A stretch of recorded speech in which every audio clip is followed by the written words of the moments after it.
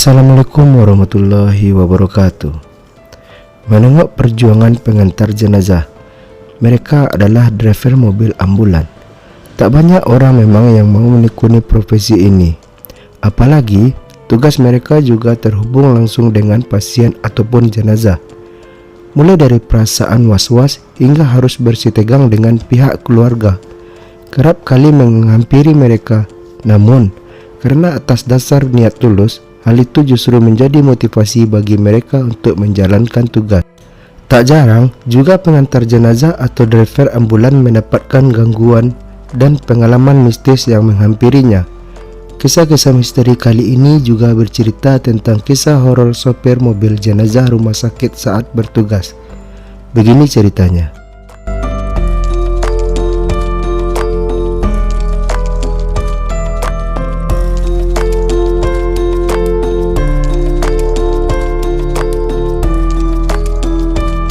Bikin merinding. Begini kisah horor sopir mobil jenazah rumah sakit saat bertugas. Ya, itu adalah pengalaman yang selalu diingat. Dia menceritakan kejadian di luar nalar yang sempat dialami ketika mengantar jenazah. Kala itu, dia sedang mengantar jenazah seorang anak ke rumah duka, tepatnya di dusun Sekardangan, Desa Papungan, Kecamatan Kanigoro, Blitar. Sopir mobil ambulan dan jenazah di salah satu rumah sakit di Bumi Bung Karno ini berangkat sekitar pukul 16 sore. Kondisi jalan masih basah karena baru diguyur hujan. Gerimis juga belum reda. Hampir tak ada pedagang yang berjualan di sepanjang trotoar yang dilalui. Mungkin karena saat itu masih hujan. Jika tidak ada pengendara lain yang disimpangan dengan saya, jelasnya situasi masih normal ketika pria yang berdomisili di Desa Jatilengger, Kecamatan Pongo, ini menurunkan jenazah di rumah duka. Jalan saat itu sepi dan lengang. Menjelang maghrib, hari mendadak memperlambat laju mobilnya. Rupanya, dia mendengar suara yang memanggil. Saat itu malam Jumat.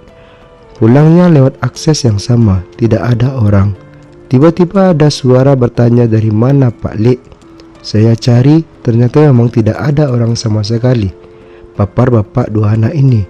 Setelah mengalami kejadian itu, dia bergegas masuk mobil dan kembali melanjutkan perjalanan pulang.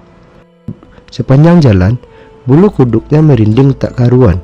Pria yang sudah 8 tahun melakoni pekerjaan ini mengaku sulit melupakan momen tersebut.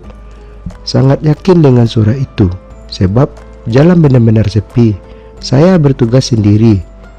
Saat itu saya banyak berdoa kepada Allah, mohon perlindungan, keselamatan. Lanjutnya, soal kejadian-kejadian janggal, aroma wangi ataupun bau anyir adalah suatu biasa baginya. Meski begitu, dia meyakini tidak semua sopir mobil jenazah mengalami pengalaman serupa. Selain itu, ada pula pengalaman lain yang sejatinya masih sulit dinalar. Tepatnya ketika perjalanan mengantar jenazah ke Kecamatan Kartosono, Kabupaten Nganjuk. Sebelum berangkat, dia memastikan mobil dalam kondisi aman, termasuk bensin ataupun hal-hal teknis mobil lainnya. Maklum saja, setiap hari selalu ada pengecekan mobil sebagai bagian prosedur utama rumah sakit. Hal itu dilakukan untuk mengantisipasi mobil mogok. Waktu itu, di Kecamatan Papar sampai Mengkreng, Kediri, tiba-tiba mobil macet sampai 4 kali. Padahal mesin tidak ada kendala, tuturnya. Setelah mogok, akhirnya mobil kembali melaju. Tak berlangsung lama, mobil kembali mogok. Pria berperawakan tegap ini lantas meminjam selang warga setempat untuk mengecek bensin. Ternyata, bahan bakar kendaraan habis tidak tersisa. Pikir saya mustahil, karena dengan kapasitas penuh, harusnya buat pergi pulang masih bisa. Malah tersisa, apalagi tangki tidak bocor. Ini kok tiba-tiba habis, ungkapnya. Setelah mengisi bensin, perjalanan pun dilanjutkan hingga tiba di rumah duka. Meski seringkali mengalami hal tak terduga, dia berupaya untuk memantapkan hati dan banyak bersalawat serta berdoa kepada Sang Pencipta. Kejadian tak logis juga pernah dialami rekan sejawatnya, Susanto. Pria yang sudah bekerja sebagai supir jenazah selama 11 tahun ini pernah mengalami hambatan sepulang mengantar jenazah. melewati jalan perbukitan dan mendadak lampu utama mobil padam. Persisnya di desa Saruh Wadang, Kecamatan Kademangan. Lebih dari 10 kilo dia tempuh dengan penerangan yang minim dan seorang diri. Walhasil, pria warga Kelurahan Karat Tengah, Kecamatan Sanan Wetan ini cuma bisa mengandalkan cahaya korek miliknya. Bulu kuduknya tak berhenti-henti berdiri. Susanto lega setelah lampu menyala ketika memasuki kawasan kota. Saat mesin mati, lampu menyala, tetapi saat dihidupkan malah mati. Aneh. Padahal yang tidak pernah seperti ini. Jelas bapak berusia 53 tahun ini. Saat ini, dia selalu mengajak teman selama bertugas mengantar jenazah ke luar kota. Kalau dalam kota, sendirian tidak masalah. Kalau di luar kota, ajak teman.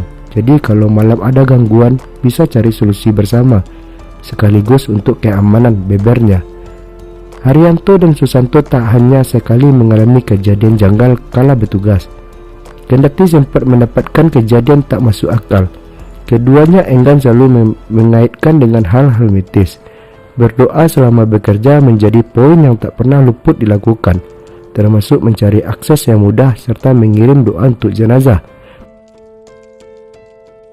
Pesan yang bisa kita ambil dalam cerita ini adalah orang yang melupakan doa ketika hendak menaiki kendaraan, baik itu motor, mobil, kendaraan umum.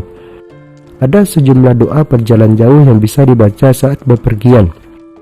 Terkadang jin dan iblis suka mengganggu kita saat dalam perjalanan. Hendaklah kita tidak lupa dan selalu mengingat Sang Pencipta. Terima kasih telah menonton channel Kisah-Kisah Misteri ini. Jika sahabat suka, silakan like, subscribe channel ini supaya kami lebih semangat lagi membuat cerita menarik lainnya. Terima kasih. Wassalam.